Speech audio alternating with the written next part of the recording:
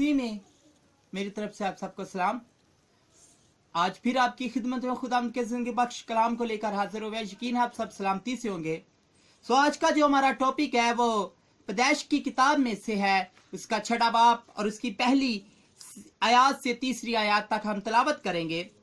जब रूह जमीन पर आदमी बहुत बढ़ने लगे और उनके बेटियां पैदा हुई तो खुदा के बेटों ने आदमी की बेटियों को देखा कि वो खूबसूरत है और जिनको उन्होंने चुना उनसे ब्याह कर लिया। तब खुदावंद ने कहा कि मेरी रूह इंसान के साथ हमेशा मुज़ाहमत न करती रहेगी, क्योंकि वो भी तो बशर है, तो भी उसकी उम्र 120 बरस की होगी। खुदा के पाक कलाम पढ़े और सुने जान पर उसकी बरकत नाज़िल हो, आमीन। सो मेरे अजीजों, ये जो आयत है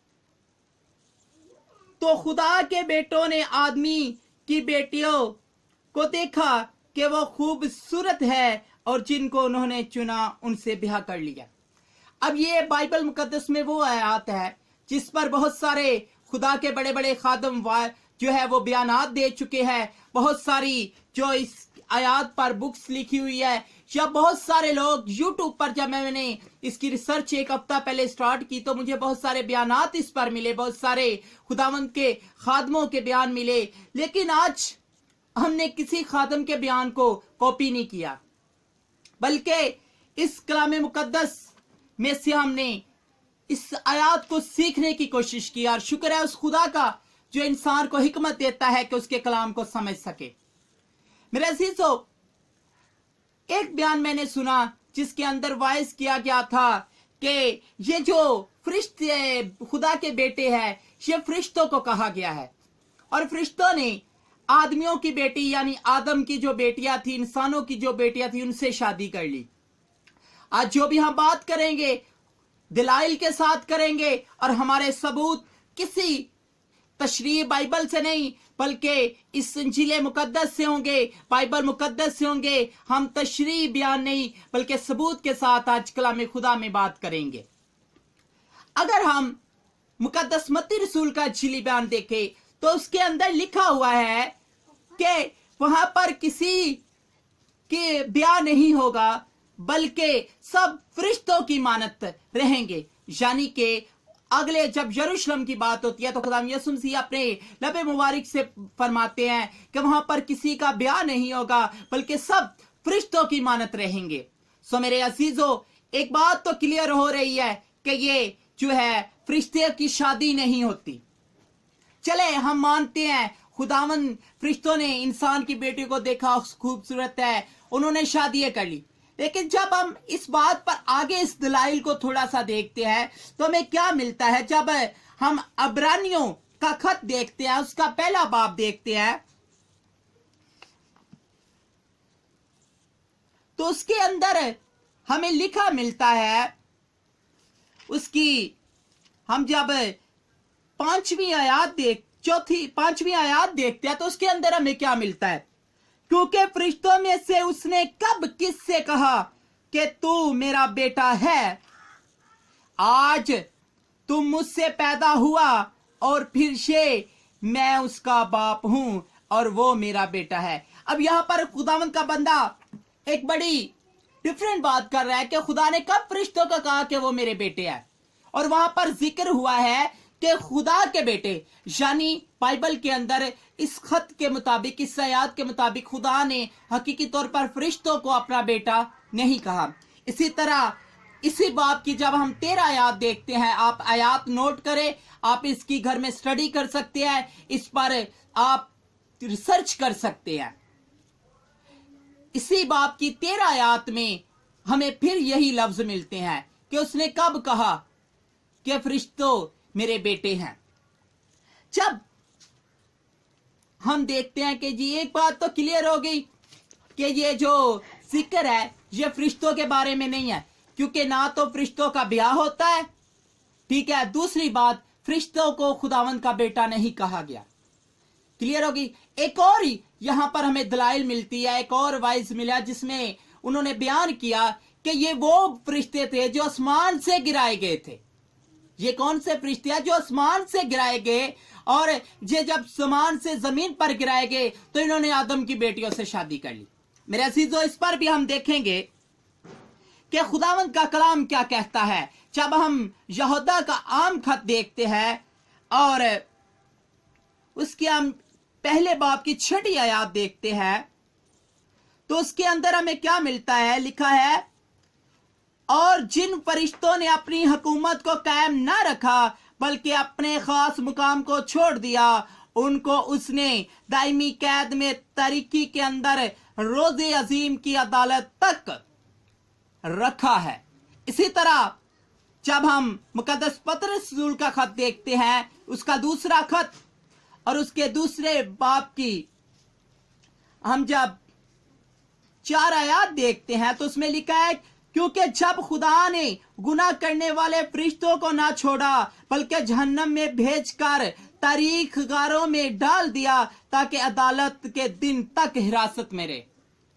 अब खुदा का कलाम बता रहा है वो तो कैद है, उनको तो रियासत जो उन्हें कैद में रखा हुआ है, रोज़े अजीम तक हिरासत के अंदर है, वो तारीखी के अंदर, पताल के अंदर, हिरासत के अंदर है वो। यानी कि दूसरी बात भी साबित होती है कि ये वो फरिश्ते भी नहीं, ना तो ये फरिश्ते थे ना ये नाफरमान फरिश्ते थे।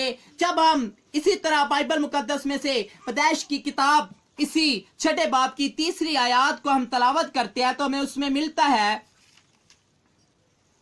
तब खुदावन ने कहा कि मेरी रूह इंसान के साथ हमेशा मज़ाहमत ना करती रहेगी क्योंकि वो भी तो बशर है, तो भी उसकी उम्र 120 बरस की होगी। यानी कि यहां पर हमें दलाइल मिलता है कि वो जो थे वो बशर ही थे, खुदा के बेटे जो थे वो भी बशर थे, यानी वो फरिश्ते नहीं, नाफरमान फरिश्ते नहीं या दूसरी मखलूकात नहीं थी। बहुत सारे लोगों का इस पर सोच है कि ये जो थी उस कदीम जमाना के सूरमे थे जिनके कद बहुत लंबे होते थे या जिन जो हैवी किस्म के लोग होते थे, ताकत में, कदो काठ में। तो मैं आपको बताता जाऊं, यहां पर अगर हम ये देखें तो अगर कलाम खुदा की चले आए, हम देखते हैं पहले कलाम खुदा में से हम आज निसबनामा देखते हैं। पहले हम काहन का निसबनामा देखेंगे जिसने हबल को कत्ल किया, क्योंकि खुदा के कलाम में लिखा है, पैदाइश की किताब उसका 4 बाब उसकी 17वीं आयत हम देखेंगे, और काहन अपनी बीवी के पास गया और वो हामला हुई और उसके हनूक पैदा हुआ और उसने एक शहर बसाया और उसका नाम अपने बेटे के नाम हनूक पर रखा। एक निसबनामा हमें काहन का मिलना। आज हमने देखना है वो खुदा के बेटे कौन थे, खुदा की बेटी और इंसान की बेटियां कौन थी। हमने ये चीज वासिया कर लिया है कि ना तो वो फरिश्ते थे ना कोई और मखलूकात थी, थे वो बशरी, लेकिन थे कौन। जैसे कि हमने कहन का निसबनामा देखा।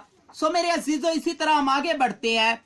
ये कहन का, आप आगे आएंगे तो आपको कहन का निसबनामा मिलेगा। हनूक से जो बेटे पैदा हुए उनके आगे बेटों के बेटों के बेटों के नाम मिलेंगे। इसी तरह हम आदम के निसबनामे की तरफ बढ़ते हैं जो कि हमें पैदाइश की किताब उसके 5वें बाब की 4थी आयत से स्टार्ट मिलता है।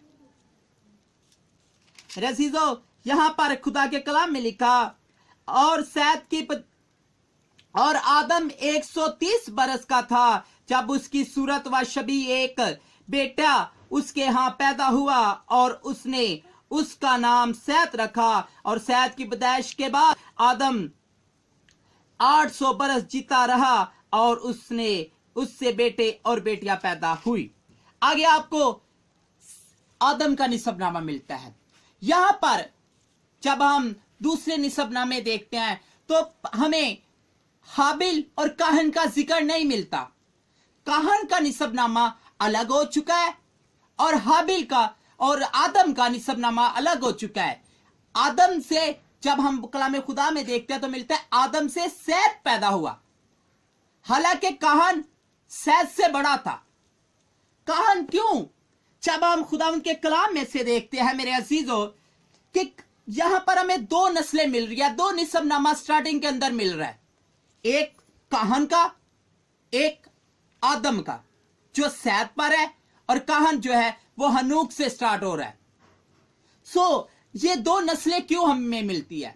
मेरे अजीजों, बाइबल मुकद्दस में बिना वक्त जाया करते मैं आपको हवाला बताता हूं। जब हम पैदाइश की किताब देखते हैं, उसके अंदर लिखा है कि काहन को खुदा की हजूरी से, काहन जो है खुदा की हजूरी से निकल गया और वो अलग हो गया। काहन जो वो लानती हुआ क्योंकि उसने अपने भाई का खून बहाया था। हाबल तो वैसे ही जो है वो खत्म हो चुका था, इसलिए उसका निसब नामे में आना जो है वो मुश्किल, नामुमकिन है। इसलिए काहन जो कि लानती हो गया और खुदा के हजूर से निकल गया, उसको एक अलग तौर पर पेश किया जाता है। इसका आदम के निसब नामे में हमें कहीं जिक्र नहीं मिलता, ना इसका और ना इसकी औलाद का। अगर आप आदम का निसबनामा पढ़ते हैं तो वह सैद से शुरू हो जाता है, और जब आप कायन का निसबनामा पढ़ते हैं तो वो हनूक से शुरू हो जाता है। यानी और इसमें थोड़े से नाम जो है वो मिलते जुलते हैं। इसका मतलब ये नहीं कि ये काहन का कोई बेटा आदम के निसबनामे में है या आदम का कोई बेटा काहन के निसबनामे में है। सैद कौन था? सैद जो है, इसको जब ये पैदा हुआ तो इसको कहा गया था कि खुदावन ने हबल की जगह दूसरा फर्जंद दिया है। यानी अब हम खुदा के कलाम में देखते हैं, लूका मुकद्दस ने भी एक निसबनामा लिखा है। अब वो थोड़ा सा डिफरेंट है। यहां पर आदम से शुरू हो रहा है, वहां यसुम मसीह से बैक आ रहा है। खुदावन यसुम मसीह यूसुफ का बेटा था। यूसुफ जो है जिसका उसके बाद उसके वालिद का नाम आ रहा है। यानी दर पेश जो है नाम पर नाम आ रहे हैं। अब मैं आपको बताता हूं, यहां पर हमें दो नस्लें मिल रही है, एक काहन की मिल रही है, एक आदम जो के बेटे सैद की मिल रही है। इन दोनों को मिक्स नहीं कर सकते क्योंकि बाइबल मुकद्दस ने इन्हें जुदा किया हुआ है। काहन का निसबनामा अलहदा मिल रहा है, जो आदम का निसबनामा अलहदा मिल रहा है। अब देखना यह है कि खुदा के बेटे कहा किन्हें गया है। आप मेरे साथ निकाल सकते हैं मुकद्दस लूका तबीब की राही लिखी गई अंशील मुकद्दस,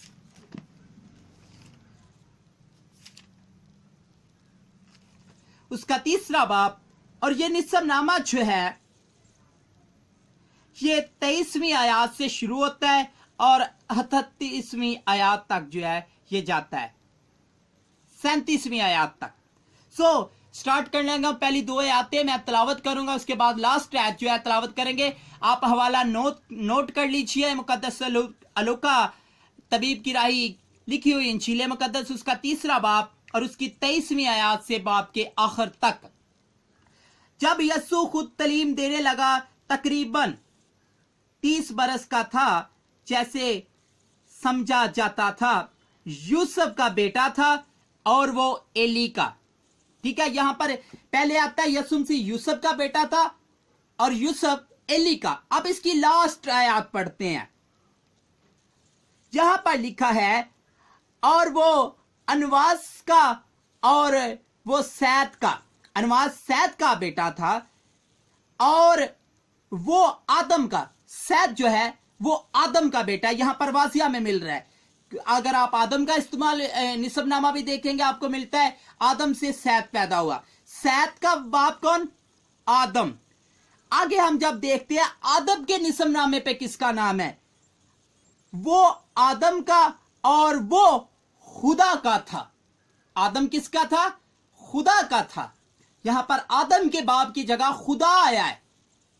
मेरे अजीजों, ये जो बेटे थे दर हकीकत ये सैद की नस्ल थी। आदम के जो बाकी बेटे या उसकी जो उसकी नस्ल थी, ये उन्हें खुद का बेटा कहा गया है। क्योंकि यहां पर हमें वाज़िया मिलता है कि जब जैसे कि सैद के निसबनामे में उसके वालिद आदम का नाम आया और आदम के निसबनामे में खुदा का नाम आ रहा है। क्योंकि काहन जो था वो लानती हुआ और खुदा की हजूरी से निकला गया, इसलिए खुदा का उसके साथ तल्लक ना रहा। और उन्हें इंसान की बेटियां कहा गया, क्योंकि रुए जमीन पर बहुत सारी आबादी हो गई। काहन जो है वो किसी और जगह पे नहीं था चला गया, बल्कि वो वही इसी जमीन पर था। इसी जमीन पर उसकी बेटियां भी हुई, इसी जमीन पर आदम की नस्ल भी चली। और जब आदम की ये खुदा के बेटे जो है, ये आदम की नस्ल के लिए लफ्ज जिक्र हुआ है, क्योंकि वो बाइबल में लिखा है कि वो बशर, यानी वो थे बशर ही। खुदा के बेटे जिन्हें के बारे में लफ्ज यूज हुआ वो भी बशर ही थे।